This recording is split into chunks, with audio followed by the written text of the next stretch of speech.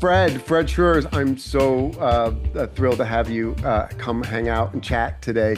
Fred is, you know, one of the big voices at Rolling Stone in the late 70s and the early 80s, particularly as it pertained to music profiles, not just, and Fred wrote criticism as well, um, but writing full-on profiles of rock stars and then going into movies and for a long time writing about movie stars as well.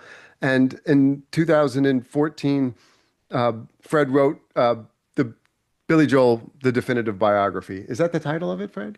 Yeah, absolutely. So just to present my own relationship to Joel's music is that, I was born in the early 70s, and so I was 6 years old when The Stranger came out. The Stranger, 52nd Street, Glass Houses, 6 to 10 years old. And those are pretty formative records because even though I didn't own the first two, they were just on the radio all the time. So if you were just a kid growing up in American suburban culture at the time, and I was in the tri-state area, Billy Joel was just sort of part of the fabric of what was going on. And so I have a very particular kind of nostalgia for Billy Joel. I have a love and hate sort of relationship with his music, even the culture of his music. But because it's so part of my growing up, I'm completely. I'll never be able to like even the parts of me that dislike it I have affection. I have affection for. Oh, you really touched on something there because I think the HBO doc has unleashed that or has mined that out of people because, without going into the whole historiography of how this was originally a ghost-written autobiography with my help and Billy doing all the talking. When Glenn Gamboa, the former Newsday, very smart pop writer, basically interviewed me about it, I found myself saying, I wasn't a huge Billy fan when I started. Now I'm a fan of the guy and I'm rooting for him as we know he's got this particular malady going on. But I became that. And I said, I uttered the cliche I've always tried to avoid. He was the soundtrack of my life. But if you're growing up in a metropolitan area, which I did a good many years before you grew up in the metropolitan area, he was the soundtrack of my life Yeah. and so many of us. But what gets me is this young audience who are, now adopting him. Yeah, I thought it was a signal moment when Olivia Rodrigo, who was on stage with them at Madison Square Garden, was being interviewed by the New York Times. And who do you admire? She goes, well, Billy Joel is everything. That's a good plug for a certain demographic, right? And Yeah, I think totally. talking about the songwriting, the power of the band and the performances, that he hasn't quit right now, again, sadly, an enforced leave. But I guess what I'm addressing is you came to him early in your life, late in the Billy career, and yet that career persists as best it can. Is Yeah, and that a yeah, and it's so funny because those songs have become like Tony Bennett songs and Sinatra songs.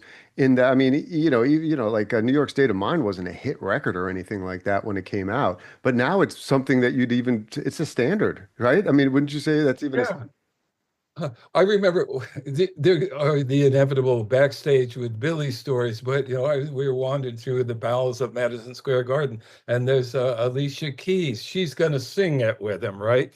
The torch gets passed, and that's become some kind of a classic. Or there's so many random examples. The show The Boys. I don't know if you're a fan. I'm a fan, and the constant Billy Joel references. So they are riding along in the car to some crisis and they're singing We Didn't Start the Fire, a song I would snap off on the radio back in the day. Yeah. But now it's been, you're emboldened to show your Billy fandom.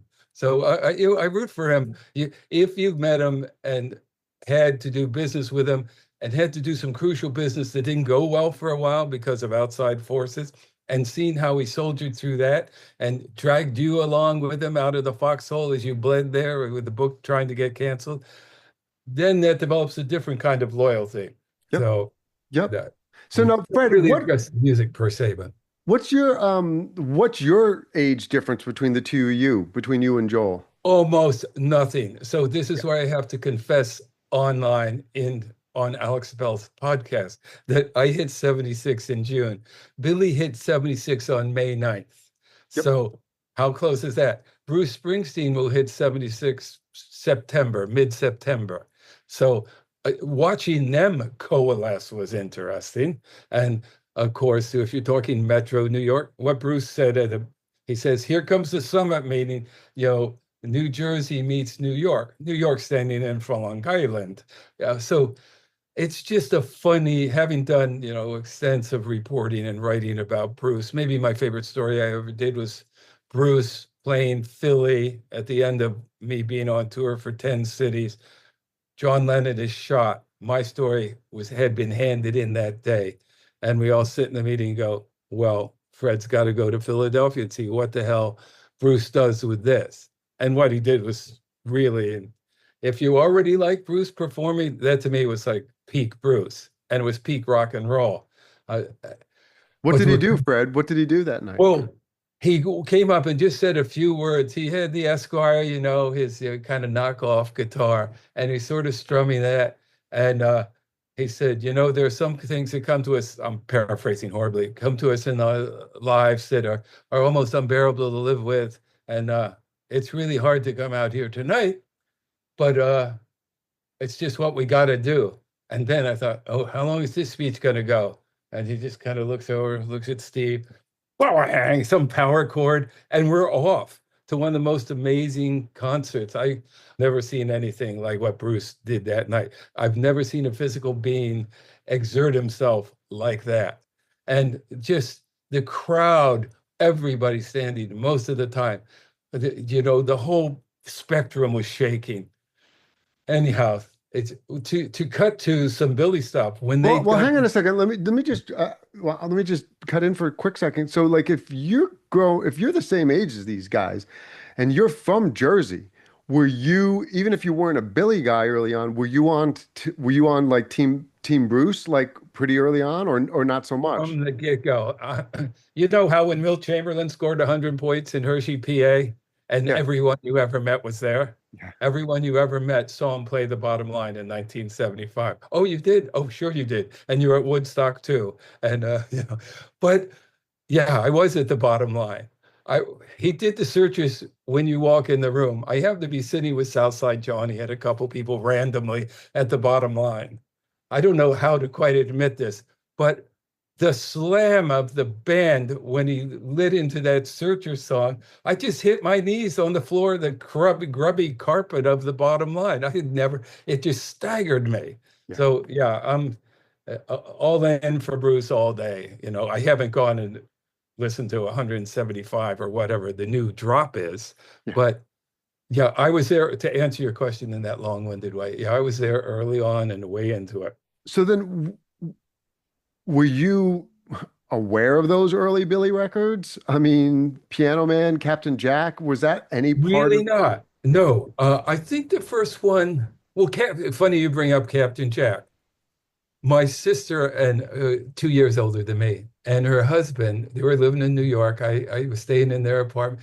And it's kind of a gift. They gave me the Billy album that had Captain Jack on it. I remember listening to that and going, wow, this is a whole narrative. This is interesting.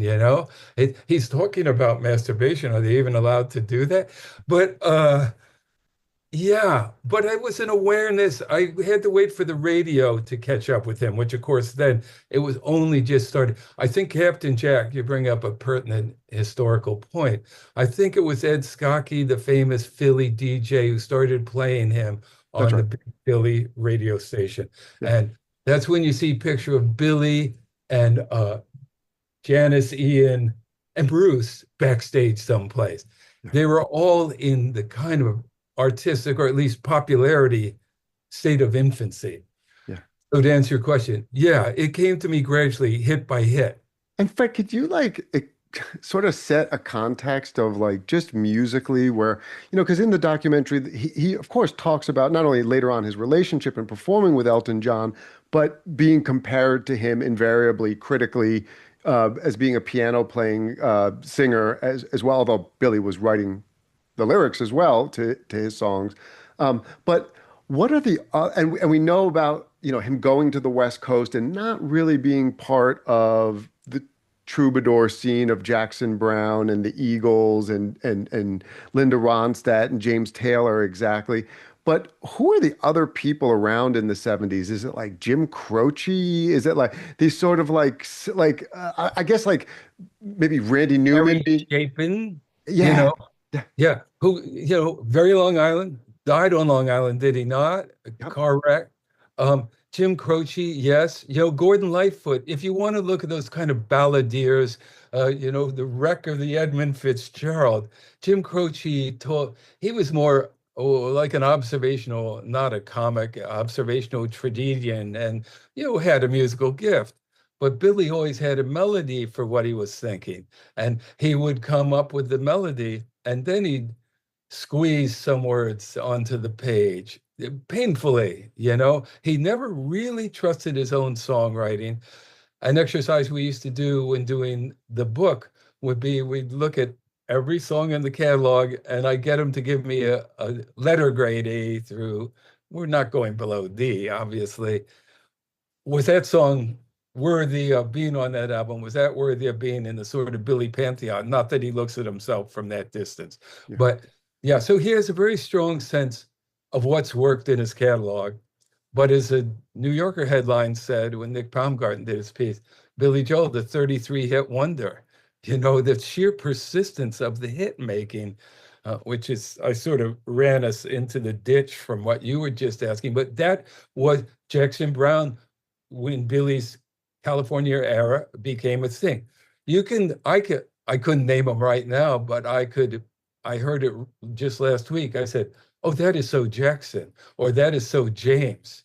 Now, some of that might have been imprinted on him because he had a kind of bad acid trip.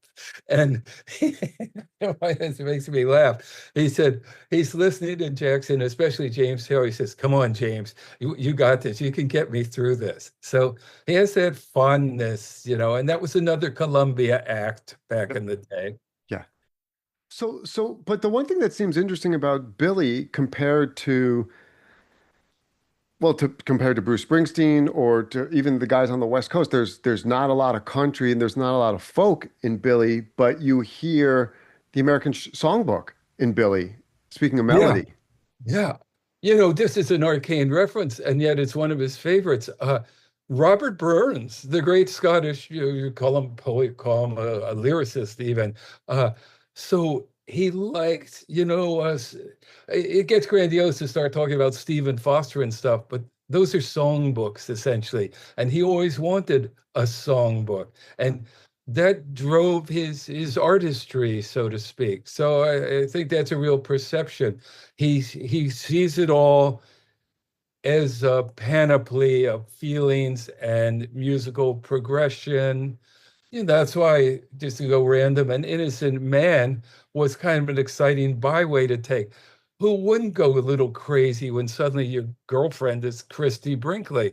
You're going to do an album about a kind of awakening of as a cool cat, which he was never that confident of. The theme of go deep again, abandonment and the missing dad. He's 7 or 8 when the dad is essentially absconded without a fare thee well. And there's a few very telling moments in the HBO doc, and one is it's kind of backstage found footage, somebody with a little home movie camera, and you see Billy standing ill at ease next to his dad. They might be even backstage in Vienna, though there was later a meeting in LA. And as Billy turns and walks away, he's not really conscious of the lens, but he's advancing right on the lens. And the look on his face is just the most forlorn, what am I doing here? Look. And it just spoke volumes. And that's what, I've had my little differences with the doc that some stuff is cleaned up, but the magic of capturing stuff on film, I know I'm talking to the right audience when I say you can't beat that, yeah, and the yeah. wordless expression says so much. I mean, Joel seems to have this. mm, he's very candid and self-deprecating. Well, no, That's I don't want to say he's candid. He's very self-deprecating, and he seems to not take himself overly seriously. Um, and True. yet there's clearly places he doesn't want to go.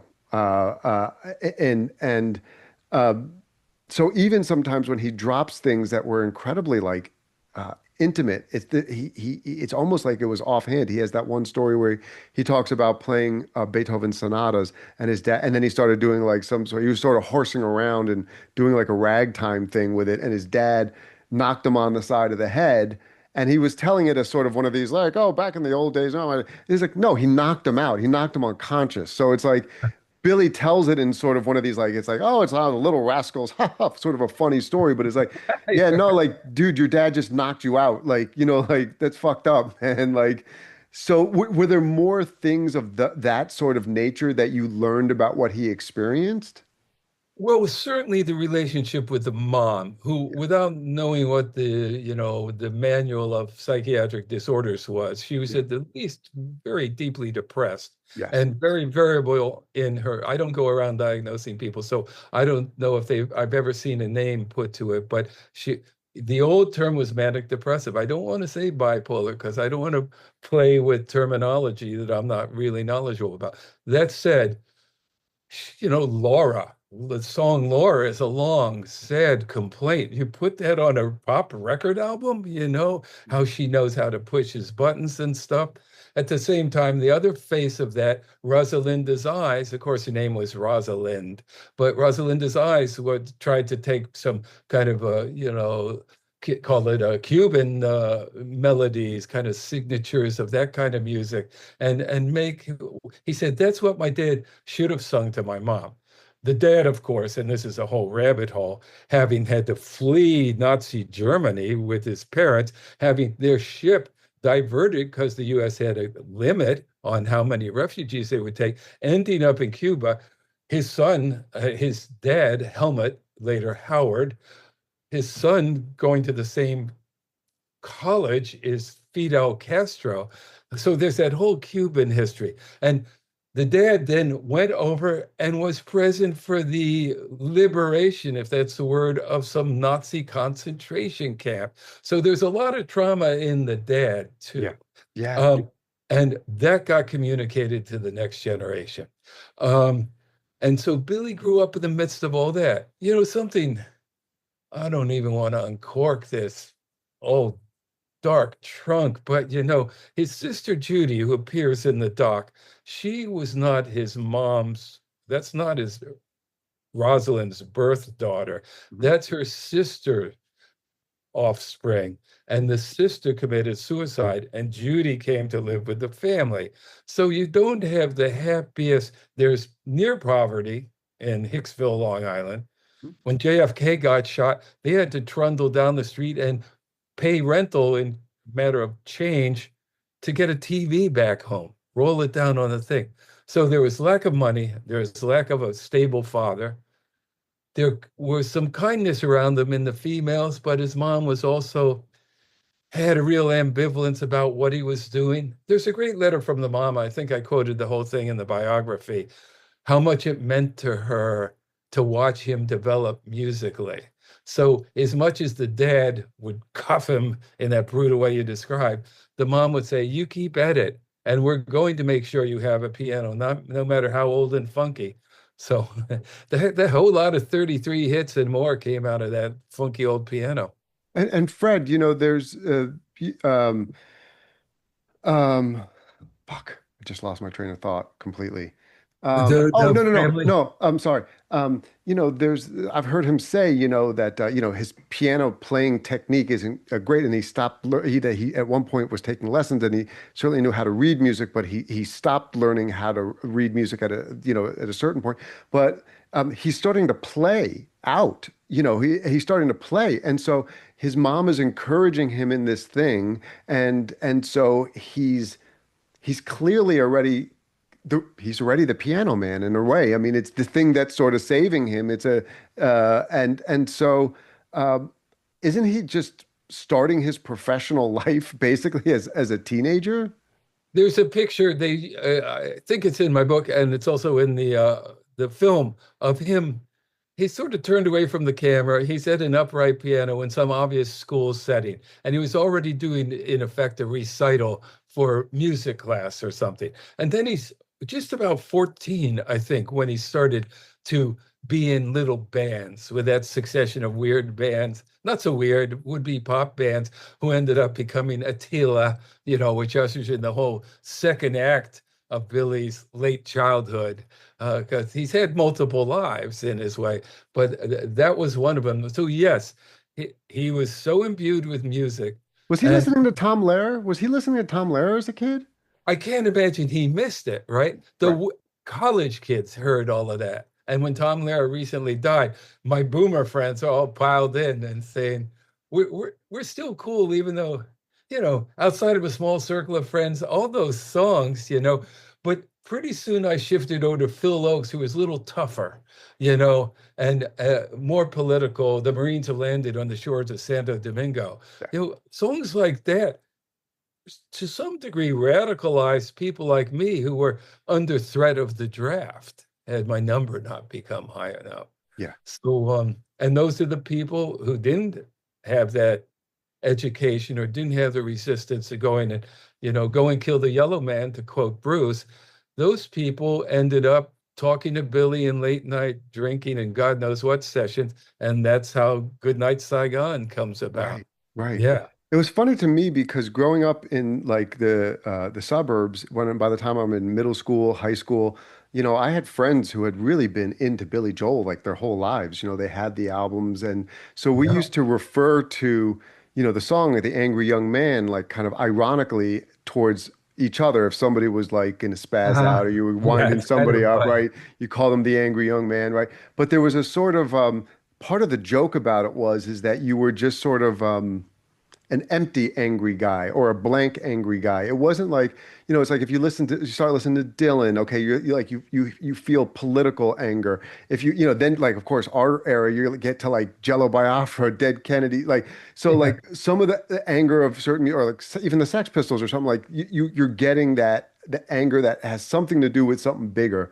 Whereas Billy Joel's anger seemed so insular, middle to working class, if anything, not that it was signifying anything. And so it sort of like stood for its own thing. It was almost a little bit more like for our generation, like Joe Jackson. Like when Joe Jackson came out with Is She Really Looking Out with Him, you were like, yo, my man's mad homely.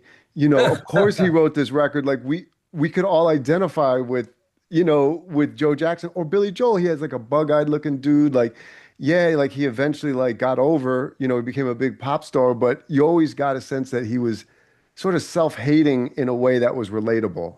You kn- Yeah, well, that's Angry Young Man is a perfect point to analyze because the sarcasm in that song, he's almost rebuking himself, is really That's right. what you're pointing That's right. out. So, Yeah, and maybe that's what maybe that's the middle class, non-political part of it that you're talking is yeah. sarcasm. His anger was really sarcastic.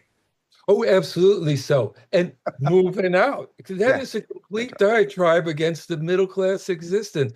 Yeah, Allentown, yeah. don't they threw an American flag in our fucking face? Here comes Bruce down the line. Bruce is still working with a more interior kind of anguish. Mhm. But Billy, where did he get the perception about Allentown? Chromium steel, our fathers fought the Second World War, took their girlfriends to the Jersey Shore.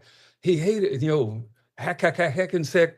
It's a whole, I won't say, it's funny, you and I were talking about Faulkner 2 days ago. It's not Yoknapatawpha County, I hope I pronounced that right. But it's a county that's really the tri-state area. And that's sort of what I talk about when I have this affection for it, because Billy's my feeling about Joel is even beyond the actual songs. I see people, I see from boomers to younger, like Irish, Jewish, Italian. For a lot of people, I don't think they even know Billy Joel's Jewish. You know what I mean? It's like pretty much every other Jewish guy, even like Paul Simon or Randy Newman, you kind of know they're Jewish, even if it's not like they're not like Leonard Cohen or Bob Dylan about it. Do you know what I mean? I'm laughing because you reminded me of a good story. He and Randy knew we're going to play, Farm Aid, and of course, they would be recruited for that. big box office. Sure, the crowd's going to be happy. And I'll have to check this quote, and maybe we'll add put an addendum. But I believe the quote, Billy's going to Randy, there's a lot of people out there. And Randy says something like, yeah, none of them are Jewish. Which, if I'm making that up, please, Randy Newman, don't come shoot me. But he had that awareness. So cut to the chase of Billy finally wearing the yellow Star of David Right. when it was just getting too iffy out there, where his Jewishness could be addressed, because he had lived half willingly is the Guido. He's a hitter. He's a guy. They came up to him on the street and said, Billy, oh, you got your piano books. Where's your tutu? And the guy who slugged that kid and never got, and then studied boxing in the local police athletic league, the guy who slugged that kid was feeling his Guido, but he was also feeling his otherness because, as you may know, Levittown, where he grew up, there were covenants not to have Jewish families. Right. The developer, Levitt, was Jewish, but there were covenants to sell those post-war houses. Yeah. So, or the neighbor who said to Billy, Billy, you're Jewish? When are your horns going to grow in? Yeah. So he carried those resentments right along with the rest. But when after he learned how to sort of just, box, keep himself in shape, obviously later also he got into riding bikes. But he wasn't like a scrapper. Like he wasn't a guy who was fighting a lot. Was he in his 20s and 30s? No, he wasn't. He took care of the local toughs, and like most bullies, they desisted. And no, he's got a tough sensibility. And the talk backstage is the band leader. You read those great New Yorker profiles of various band leaders, and there's a toughness. You've got to be the man. Yeah. Now, when he James Brown, toughest man ever, right? yeah, and tough on the band. But of course, he's shown immense loyalty to the band. If you keep playing great, the whole Liberty DeVito thing, I think it's an unproductive way to go, because now Liberty's all in and happy on the HBO doc, and he's doing a pretty good job of explaining, yeah, I was pissed, but it's not so bad now. As Billy says, I'm still friends with all my ex-wives. Maybe not robustly so, but cordial. Yeah. I kind of went down the alleyway of how does he maintain his relationships? He's very loyal, and if you're loyal to him, you're good to go pretty much for a lifetime. It's something I really admire about him. Do you think there's something about the fact that is genuinely who he is that is part of the genuine reason people genuinely love him the way they do? Yeah. Again, at the risk of committing the trespass of quoting myself when talking to Glenn Gamboa, at the end of it, he's saying, so what's he really like? Everybody wants to know. I say, I hate to be all Pollyanna, but he really is that guy we want him to be. And again, I talked about loyalty. When the first book was going to die, the ghost written book, and I don't want to make this all personal in Fred's life writing Billy books, but the ghost written book was going to be shit canned. He paid me out in full, a juicy sum, because that's what we had basically we had a handshake and we had contracts. And then he was the one who suggested, just go do the biography. But when he kept me in the loop doing the first book, even when there was resistance from the marketplace and the marketing and all that, I remember getting a call back from him, and I'm saying they want to do this and that, they want to scrap it, and they want to hand it over to somebody. He says, fuck no. Sorry, podcasters. He said, we're not doing that. You're doing this book, and nobody's doing the book. So I said to my wife the other day, I always put my hand in the fire for him.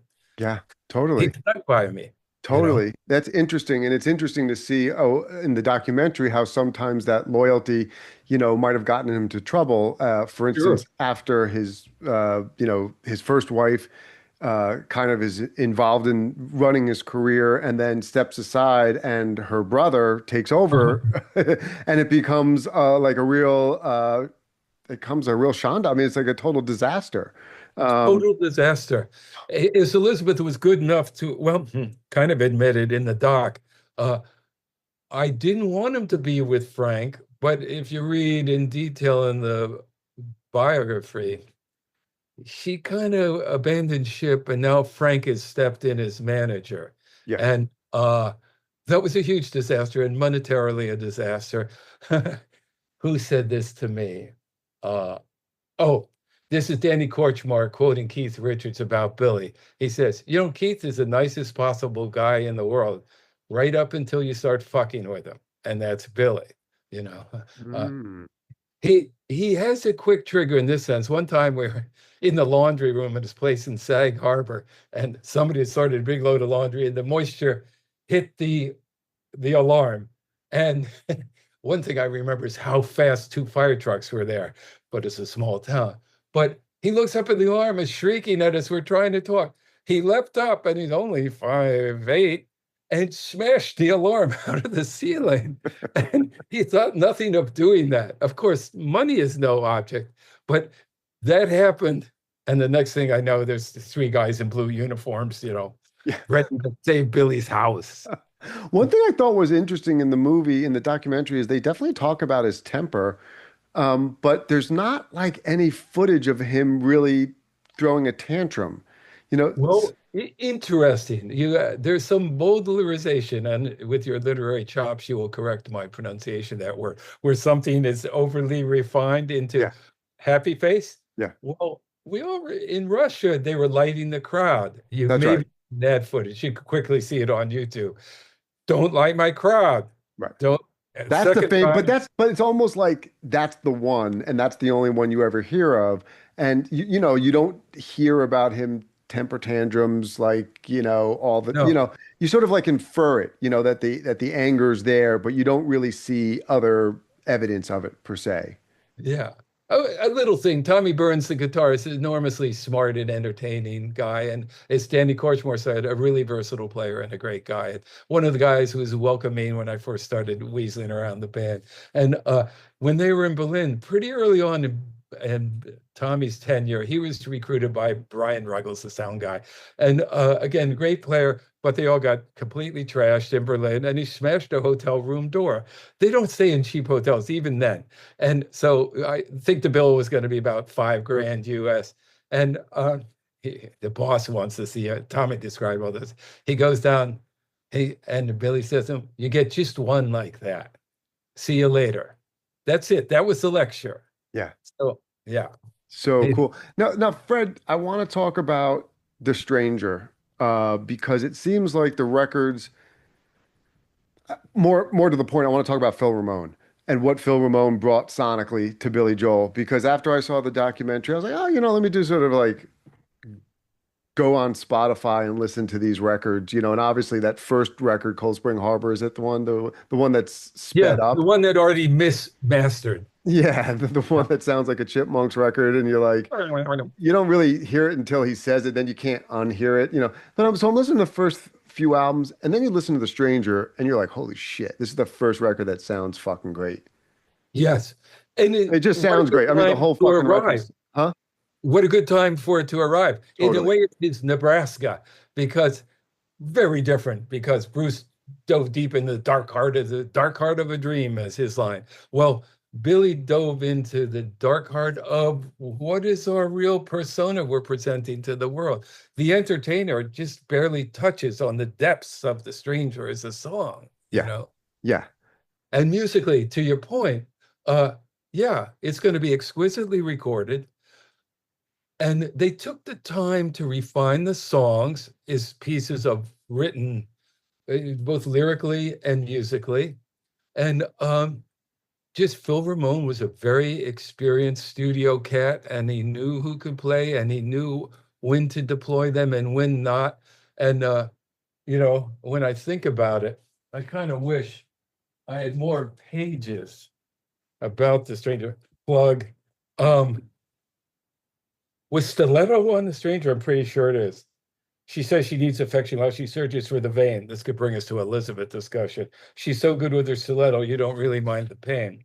It's always the music led me through the lyrics. I was hearing one of those jazzy beats Steve Winwood and Traffic specialized in. A generation later, the beat got picked up by hip hop guys. So we could have a profitable discussion of how Phil energized the band and found the right way to go instrumentally, just room sound, you know. But I think they all recognized that. So when it was time for George Martin previously he wanted to produce a band, and Billy, again, there's the loyalty. No, I'm going to play with my guys. You saw them play. If that's not good enough, see you later. George Martin, Beatles producer. Yeah. So And also because Billy feels like I remember when we were listening to them in the early 80s and like a Nylon Curtain and records like that. And you felt like, oh, this guy's like, yeah, this guy loved the Beatles. Like you oh definitely yeah. could hear the Beatles in him, the melody parts, I guess, too, you know? Sure. We were in Japan randomly, and he was in the little smoking room and in the hotel where Bill Murray and Scarlett Johansson are in Lost in Translation. It's a pretty snooty hotel, but there was a separate smoking room. And my wife and I were in there talking to him about what was on coming through the canned thing. He says, "Oh yeah, that's Mozart. That's a period of real chromaticism." And I thought, "Whoa, what?" You know, or it might be a sound check, and his friend Billy Zampino, who's quite a knowledgeable classical music guy, we're walking along, walking through the seats, going up to see the sound check, and Billy goes, "You hear?" Billy Zampino goes, "You hear that?" I go, "Yeah." What? He goes, "Scarlatti variations." So Billy has all that stuff at his command.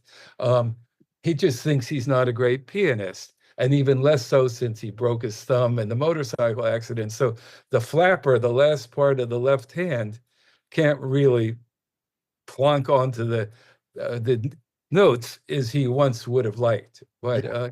he soldiers through. The John Small stuff that I've been sort of gradually posting, I've really done 3 Billy posts on the blog, Dogtown.press, in recent 2 weeks. And I had talked to John Small at some length, and John Small is all in on the documentary, which is part of the more happy face aspect of it. Because let's see, he stole your wife. He and the wife, Billy, wife and son, Sean, 5, drive to LA. Billy thought it was over, the marriage was over, but the husband hadn't been informed fully of this. And so there's a whole narrative that I have up on the blog now.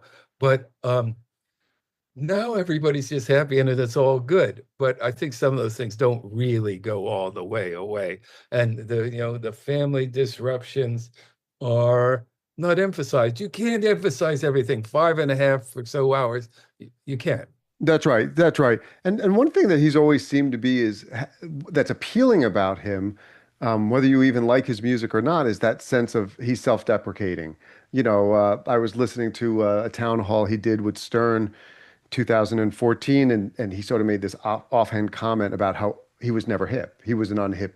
He was not considered a hip act, Yeah. And you think of this guy in the 70s, like like he's wearing a tie, he's wearing a suit a lot, but he's not like Elvis Costello wearing a suit. He's not looking Yeah. like kind of, he's not looking like that. He's just looking like a guy, and and that sort of like cues into one thing that they talk about in the documentary that I thought you don't have to say this because I'm just saying it personally. I thought was horseshit, and it's unfortunate because there's a way to have an interesting conversation about criticism and critics, and Billy Joel's relationship with his critics is brought up in the documentary, and it's brought up in such a lame way, in this sort of like adult, like very, very simple-minded, defensive way that's like, hey man, the critics just don't get it. Critics don't know what they're talking about anyway, man. It's like, yeah, well, if you were Donald Fagen or Randy Newman and you were like, or Loudon Wainwright and you were like a critic's darling, Yeah. like you'd have to deal with, and but maybe it didn't sell, like have 33 and a half one-hit wonder. You know what I mean? You wouldn't have Yeah. hit records. It's like you can't be everything. And it would have been a more interesting conversation. And they do, to a certain extent, they do characterize the way Joel was being looked at critically at different points. But it would They have been tee it more, up. That's true. yeah, but it would have been more interesting to be like, Billy's so self-deprecating about like his piano playing, but like, could he be self-deprecating about the fact that he wrote records that critics didn't really like? Yeah. No, remember, this is at least in the book and maybe in the thing. On stage in LA, Ken Tucker had given him a bad review in the LA Times. He pulls it out and rips it up. Fuck you, Ken Tucker.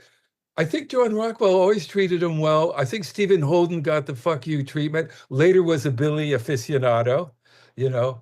Uh, so yeah, they But still respect that. did he get like did he remember the good reviews, or was it just like he was? I mean, obviously there were so many bad Well, reviews. you tapped into something. Yeah, Uh, he hates a good review too. yeah. I There you go. we I verbally delivered. Okay, Perfect. so there's a band member. I won't That's name. perfect. That's perfect. It's like Yeah. Mathau. It's like Mathau. Walter Matthau was like a degenerate gambler. He never liked winning. Winning wasn't going to make him happy. I learned very early on. Nice set is already quick licking my butt. And one of his players who was a little sick, so he hopped on the jet to the next town, and he couldn't stop himself. One of the newer guys, and he said, "Billy, you're singing like a bird." And Billy goes, "Oh fuck! Now we're going to have a shitty show." Well, you had to do that, didn't you? He's 72% serious. I mean, it was a little dark moment, and he just doesn't want to hear it. It's expected. If you're complimenting his band, he might be chill with that, Yeah. but in a way, not really. You guys played the greatest set I ever saw. In a way, that's for the fans. Not that he's not grateful for some attention and respect, but yeah, it's a really tangled bank of the river with Billy and the critics. Yeah. Yeah, and it's just brought up in a way that it's clear that it's like it's a real sore point to him, but it would have been, yeah, it's like, well, can you have everything? You know what I mean? Yeah. Maybe you can't have everything. And you know how it goes. There's certain bands, talking heads, that are just going to be suited to critics' liking. Yeah, it was never going to be that way. Somebody recently sent me, this is an aside, Ron Rosenbaum's book about Bob Dylan, which I was slowly getting ready to read, and I think I will now, since David Remnick, who edited some major New Yorker pieces for him, said, "This fucking rocks. You really caught something." So I want to read it. But Ron Rosenbaum did one of the most immortal takedowns of Billy. But in a way, Stephen Hyden, kind of the smartest critic out there now, who you see in the documentary, he always makes good points. And the language I stole out of his blog when Billy played 12, 12, 12, the Hurricane Sandy benefit, was everyone was ready for a complete turkey shoot by the critics. Here Billy's up against The Who, the Rolling Stones, you name it, right? Just top bands. And instead, everybody loved him. The New York reviews did. And that's when Billy came back into the fold. And Steve Cohen, executive producer of the film, is not wrong to point that out in The Thing. One just questions, do you need a talking head to say that? Then maybe there's another way to demonstrate it. And as Nick Baumgarten said in the New Yorker or online recently, they're kind of coaching me into the proper critical take. Yeah. And Nick being sort of solid dude kind of didn't go there. Anyhow, The one yeah. thing he did say, though, that I thought was really interesting, and it makes a ton of sense. I mean, you can be, one of these legacy acts, the Stones, the Who, they're playing, it's amazing. But Mick Jagger's, he's an octogenarian singing Satisfaction, which is a young man's record. And Billy Yeah. Joel's records sound like old people records, or not old people, like older records. Like you could sing New York State of Mind at 28 or 78, and it kind of works. And okay, maybe Pressure, unless he wants to have a heart attack, might not be like an 80 or 76-year-old guy's record, but most of Billy's records are. And that was also like an interesting key to, because I remember thinking at a certain point when he started playing The Garden, I was like, geez, this guy's kind of like Tony Bennett. He's kind of just like a rock and roll version of what an earlier generation, and the kids of the people like Long Island, Connecticut, Jersey, who grew up with Tony Bennett and Sinatra in their house, they are the same people that are going to see Billy Joel. Yeah. It's that same milieu in a way, right? Well, and it's entertainment that could have been, I hear the Ed Sullivan doc is great, could have been on the Ed Sullivan show. When Billy is immersed in the band on stage or even in the studio, they're going to perform. It's going to be good. But when I like some of his old performances captured maybe on Old Gray Whistle Test and stuff, where he's really singing his buns off in a very committed way, but partaking of some of that old Tony Bennett, emotional lyricism, or hey, Sinatra is, you can't get around Sinatra in anybody's life, but certainly not his. And Steve Cohen could do 2 hours for you, as he basically did for me. What does this represent in the Sinatra of Billy? Who can, replicate the subtlety of some of that Sinatra, the Elysian, and all that? It's, that's a tough target, but he'll go for it.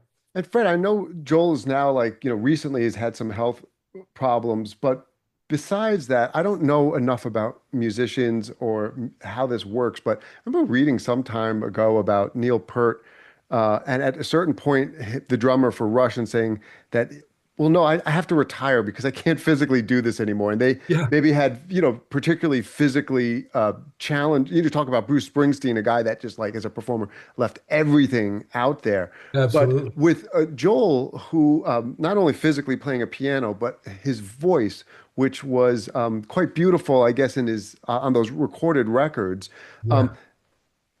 is it difficult for somebody's voice to maintain as they get older? Was there a point No, where you're like, oh, after 63, now he sings these songs like this? Or like, how does that work for someone like that? yeah, and he steps a lot of the keys down, which it just down far enough to be easily accessed, or not so easily, but sometimes he'll pop out with an innocent man and really hit the high notes.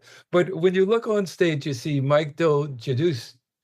Always mispronounce his great Italian, Mike Del Giudice, and he's usually playing acoustic guitar, though he's a very capable instrumentalist. And he was in a Billy Joel cover band, but he could go do Nessun Dorma as he has done on stage. So he will fill in those little edges. And you have Crystal Talaferro who will do high notes. So a lot of people in that band can sing and they will fill in the edges. So Billy can go for it and just they're talking with their eyes and they're going to hit some notes. And Interesting.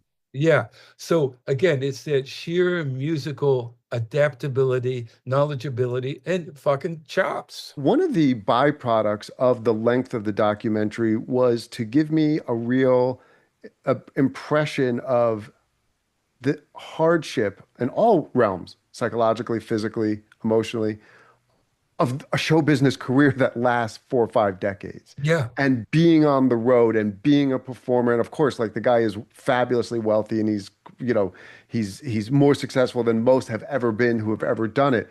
But just that sort of cumulative effect of a long showbiz career and that it's never not hard in a certain. No, as much as you might, I mean, here's the drill. You take a chopper from your house in Long Island to do your 150th gig at the Garden, and you get in a van. He gets in the van with the crew, or he doesn't need a big black car, deluxe SUV, and they roar down the ramp and they're in Madison Square Garden. They roar out, they do a runner. And as Billy always says, you were the German general and now you're a Russian prisoner because you're just in New York traffic. But then you get back in the chopper and you go away, or you get in the private plane and go away. But yes, it's exhausting. It's exhausting to cowboy up for a gig every time. And people say to him, I got in the habit of hanging out backstage uh, because I didn't matter, right before the gig. We already were going to talk tomorrow at 9 a.m. over coffee. So there was no real need to talk. Just shoot the shit and pretend that there's anything but 18,000 people out there. And then here comes the golf cart and you're on stage and you're doing what you do almost as well as anybody in our era can do it who's in the pop mold. And I don't know. He's got a great tolerance for that. And I think we're all feeling an urge for him to get well. Just get well, man. You've got a brain disorder, as they call it. As he said to Howard, that sounds worse than I feel. I do have some balance issues. So it's so poignant for me to see him on stage when he took the fall, because he does Still Rock and Roll to Me, which if they excluded it from the set list, I would not be writing a letter to my congressman, Right. But he chucks the mic stand, which has to weigh 25 pounds, to great Wayne White, his piano tech, and Wayne always catches it. but he chucks it and it takes flight and it's going to land where it is. But that's when his hips give out and he hits the deck. I saw Bruce fall recently in Wembley or something, but I just feel for him and I want him to be well and to play again because it's so much a part of his life. This become pretty obvious. You don't have to do this money wise, as you were saying a minute ago. Right. And Fred, one thing that you get from the documentary as well is because of his financial issues, because of his blinding ambition, relationships were difficult. He's been married 4 times, and certainly with his eldest daughter, he talks about the difficulties of being on the road for many years and not really being present for her. But the documentary sort of ends with his being sort of more around, for his younger daughters that are around now. Did you get a sense that he's been able to actually be more present for that part of his life now? Oh, most certainly. It's funny, I posted some pictures on the blog recently, and I had one of him with the San Diego police chief. But there was another one of the firstborn of the new young daughters, and looking at Daddy, and he's in his hoodie, and he's backstage at Petco Park in San Diego, and he's getting ready to play. He's completely devoted to them. Alexis A. Rod is her name to the cast and crew. Alexis Roderick. She came out of being a risk analyst for a major stockbroking firm on the island. She's a very smart cookie. She's the kind of person who will give you a ride to pick up your rent a car. Yeah. No airs and graces, just a chill, smart, cool person. Wow. So I think he's as happy as he's ever been. He loves having the daughters. If he doesn't play ever again, with God help us, I hope he does. He'll be fine. He'll continue to raise the daughters through adolescence. It's a pretty nice life. But Yeah. the poignancy you talk about is there. Yeah. And also, I don't mean to like over regionalize Billy, even though he's considered a New York guy. Anyone who's from New York doesn't consider him a Manhattan guy. You don't associate him as like a hip New York guy. You associate him as a tri-state area New York guy. But Billy Joel's like he didn't have like the amount of hit records he had by just being like a regional success. No. You'd mentioned like, him being out in San Diego. Oh, Japan, Australia. Australia, he had his whole second career. Then I made that tour from Perth to Melbourne to Sydney, and frantically adoring audiences everywhere. Kylie Minogue on I used to go back and watch from the soundboard, and there would be Steve doing the lights, and there's Kylie Minogue dancing through the whole show, next to the board. So just performers love him, and he and Bruce have a really cool, tight thing. I won't Yeah, it go was into. funny because he didn't talk about it in the documentary, but I heard him on Stern one time saying that actually Big Shot wasn't about Elizabeth, but he talked about it like he had been with Mick and Bianca, and he sort of said that, to Howard at least, I'm sure there could be many versions of the same story, even from the same person, but he said it was sort of his version of doing a Mick song, singing about Bianca. You went uptown, right? Like, Oh, which I thought was it could have cool. been, yeah. I think that's one of his songs which came from a lot of places. And as he said, because he knows a good line when he hears it, I did my own research for Yeah. that. You went uptown, But Fred, did he hang, not that he was like buds with like Mick Jagger, no, but like did he hang at all? Like was he well, did you don't hear of him having feuds with like other rockers.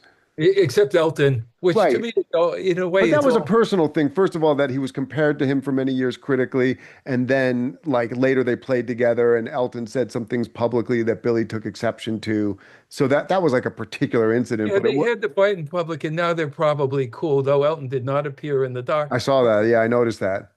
A minute ago, you Hey, guess reminded me. what? No great freaking loss. No offense to Elton, but there's some people that you see a lot, and like, and I mean, although I will say, and you never know if people, I mean, what are they going to say? Something bad when they're in the documentary, but McCartney's line that if he could have written any song, it would be just the way you are. And when you listen to that, you're like, yeah, I could see Paul McCartney being like, fuck, listen to that record because it's And such a it's better McCartney if record, Paul right? said that. A moment you reminded me of that 12-12-12 concert. Whole world was backstage. And I'm like standing there observing Billy as one does. And he's in the door of his dressing room, kind of defensible perimeter around him, security, But Pete Townsend, it was time for first go. McCartney walks by, and Chris Rock comes up and says, "How come you're not the headliner? You're Billy Joel."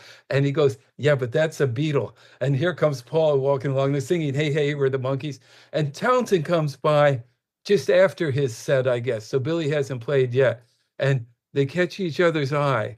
It was such a pretty, I don't want to say beautiful, rock and roll moment. They catch each other's eye, and each one takes two little steps forward, and Pete just completely envelops them in a hug. They don't say a word, and he walks off. And it's with respect, It Totally. was so cool of Pete. And it was so cool of Billy just to see what that was about. Yeah, yeah, and be receptive.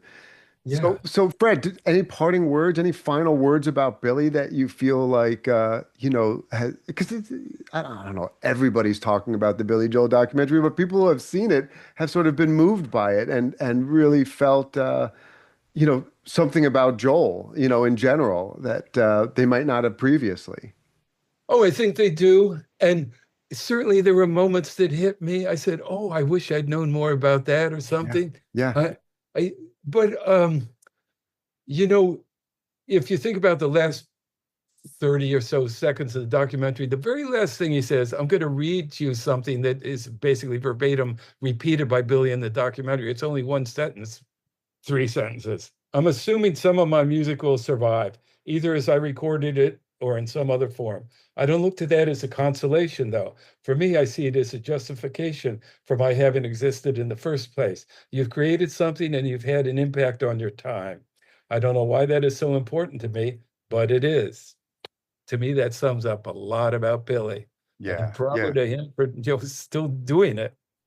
Yeah, well, it speaks on a base level to the grandiosity that any artist, any creative person has, and also to the intensity with which he was willing to pursue that. I mean, a lot of us have that grandiosity, and you do it for even if you commit to it for a year or two, then I'm done. This guy kept doing it, man, grinding, grinding, grinding, and as he even says in the documentary, for him to be in a writing zone, being in a interpersonal relationship was not going to be able to coincide with that. And music was not his, music was the mistress, wasn't, no, music wasn't the mistress. The wife was the mistress, I mean, But like, the piano is the mistress. yes. Yeah. Yeah, that's right. Well, and there's just enough doubt in there, as he's talked about in certain of his songs. There might be a little minor chord, unresolved change that makes you going, "Oh, where is this going? It's not really over. There's something unanswered. There's something that still has to be told." So, without being too melodramatic about it, there's still a story to be told about Billy. And I think we're all pretty curious. What is that story? You Yeah, know? totally. Fred, Yeah. this has been awesome, man. Thank you. Well, I knew it was going to Thank be fun you. to talk to you.